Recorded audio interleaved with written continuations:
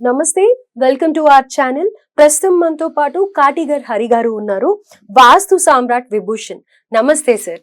Sir, ఇంటికి ద్వారం అనేది ముఖ్యం కదా, సో ఆ ద్వారాల్లో కౌంట్ అనేది క్యాలిక్యులేట్ చేస్తూ ఉంటారు. కొంతమంది చెప్తారు 3 ఉండకూడదు, కొంతమంది చెప్తారు ఉండొచ్చు అని అంటారు. అసలు ఇంటికి 3 ద్వారాలు అనేది ఉండొచ్చా సార్, ఉండకూడదు? 100% ఉండొచ్చు, 100% ఉండొద్దు. అంటే కన్ఫ్యూజన్ లో పడిపోతాం మేము. కండిషన్స్ చెప్తాను నేను. ఓకే. నేను కండిషన్స్ లేకుండా మాట్లాడాను. అంటే చాలా మంది ఏంటంటే ఒకటే ఒక వర్డ్ 3 ద్వారాలు ఉండొద్దు. ఎందుకు? అది ఎందుకు అసలు? నేను ఇప్పుడు అవన్నీ కాదండి. నేను ఇప్పుడు మీకు సింపుల్ ఒక ప్రశ్న ఇస్తాను. మీరు ఇప్పుడు అక్కడ నేను ఇప్పుడు వచ్చినప్పుడు బ్రేక్ఫాస్ట్ చేస్తూ నాకు కనిపించారు, రైట్, కూర్చున్నారు, కరెక్ట్ 10 minutes అవుతుంది. నేను మిమ్మల్ని ఒక ప్రశ్న వేస్తాను, బ్రేక్ఫాస్ట్ చేస్తారా అండి? మీ సమాధానం ఇప్పుడు చెప్పండి నాకు. ఇప్పుడే కదా చేశాను. అది నాకు చెప్పగలను, చేస్తారా చేయరా? చేయను అని చెప్పేసి. రైట్, క్లియర్ కదా. ఒక 2-3 hours తర్వాత భోజనం చేస్తారా అని అడిగి, పోనీ అప్పుడు మళ్ళీ బ్రేక్ఫాస్ట్ అడుగుతాను, బ్రేక్ఫాస్ట్ చేస్తారా అండి? చేయను అని చెప్తాను, ఎందుకంటే లంచ్ టైం. లంచ్ టైంలోనే అనుకుందాం, ఇంకే మీకు తిందాం అనిపించింది బ్రేక్ఫాస్టే, సరే టిఫిన్ చేస్తారా అండి? చేస్తా. ఒక మనిషి మీరే 2 నాలుకలుగా పొద్దున్న ఒకటి మాట్లాడారు, మధ్యాహ్నం ఒకటి మాట్లాడారు, ఎట్లా అని నేను ప్రశ్నిస్తే ఆ సందర్భం వేరే, ఈ సందర్భం వేరే.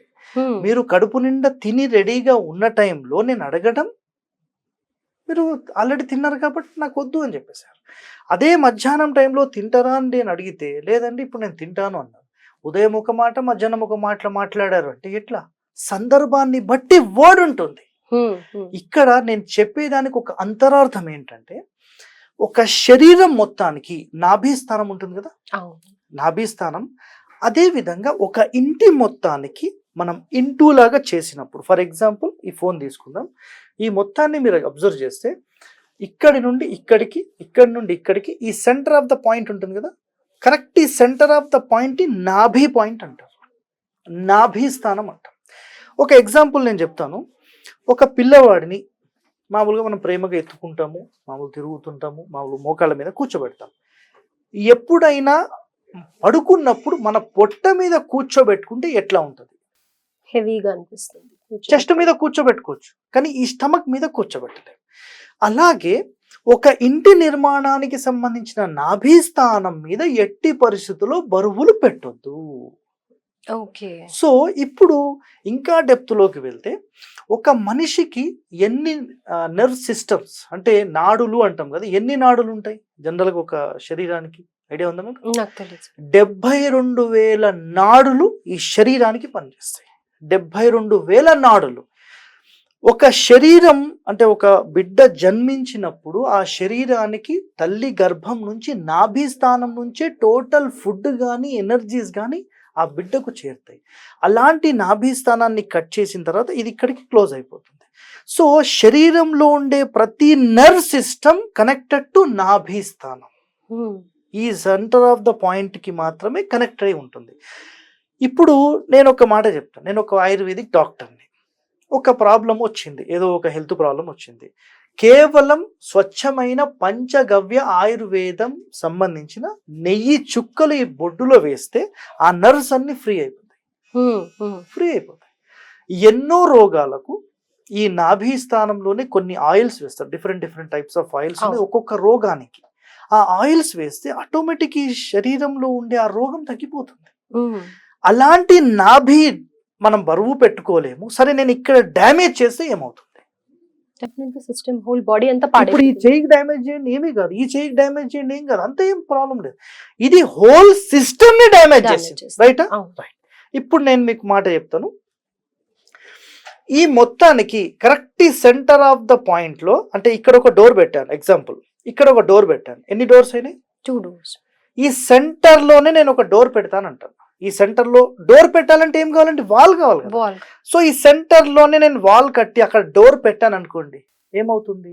ఇంటికంతా నెగటివిటీ వస్తుంది.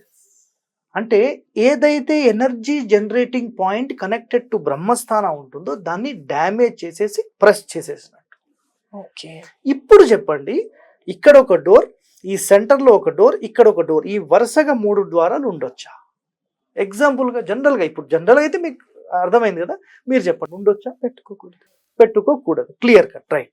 ఇప్పుడు ఇదే ఇంటిని నేను ఇక్కడ ఒక డోర్ పెడతాను, ఇక్కడ ఒక డోర్ పెడతాను, ఇక్కడ ఒక డోర్ పెడతాను. సెంటర్ని నేను ముట్టుకోలేదు. ఇప్పుడు పెట్టొచ్చా? 3 పెట్టొచ్చు. ఇప్పుడు 1, 2, 3 అయినాయి. ఇంకోటి కూడా పెట్టుకోండి, 4, ప్రాబ్లం లేదు. 3 ద్వారాలు ఎప్పుడు పెట్టకూడదు అంటే కేవలం ఇంటి మొత్తాన్ని 2 ముక్కలుగా డివైడ్ చేస్తూ పెట్టినప్పుడే దోషం. ఓకే. ఈ కండిషన్ అనేది చాలా మంది తెలుసుకోకుండా డైరెక్ట్ ఒక స్టేట్మెంట్ 3 ద్వారాలు ఉండొద్దని మాట్లాడుతున్నారు. ఎట్లా? పిక్చర్ మీకు అర్థమైందండి? అర్థమైంది. క్లియరా? మీరు కూడా వాస్తు చెప్పడం స్టార్ట్ చేస్తారు కదా, చేయొచ్చు ఈజీగా.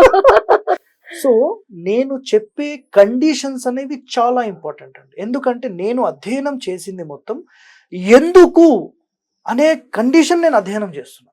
వాళ్ళు ఏంటంటే స్టేట్మెంట్ ఇస్తున్నారు, ఎందుకు చెప్పండి సార్ అంటే, అరే ఎందుక, నీకు ఎందుకయ్యా, నువ్వు గచ్చుకు చెప్పింది చేసుకోపో. ఇట్లయితే ఎట్లా?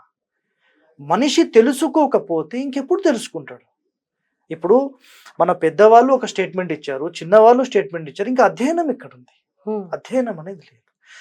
ఎందుకు అనేది మనకు తెలిస్తే ఎస్ ఇప్పుడు క్లియర్ అయిపోయింది. సెంటర్లో పెట్టొద్దు, సో దాన్ని అంతరార్థం ఏంటి, పైన పెట్టుకోండి, కింద పెట్టుకోండి, నో ఇష్యూ, అయిపోయింది. సెంటర్ లో కాకుండా కొంచెం ముందరికి కానీ వెనక్కి కానీ ఎక్కడైనా పెట్టుకోవచ్చు. 3 కాదు 4 అయినా ఉండొచ్చు, నో ప్రాబ్లం. ఇదండి దానికి సంబంధించిన క్లారిటీ. క్లియర్ పిక్చర్ చెప్పారు సార్. రేపు పొద్దున్న నేను ఇల్లు కట్టుకున్నా నేనే వాస్తు మొత్తం చూసుకుంటాను. నేను ఇంకా మీకు త్వరలో ఏం చేస్తానంటే బోర్డు మీద ఎక్స్ప్లెనేషన్ కూడా మీరు చాలా క్లియర్ గా చెప్పారు, ఎలాంటి కన్ఫ్యూజన్స్ లేకుండా. So thank you so much. And మీరు బోర్డు మీద చెప్తే ఇంకా బాగా మాకు అర్థమవుతుంది. Thank you sir. Thank you.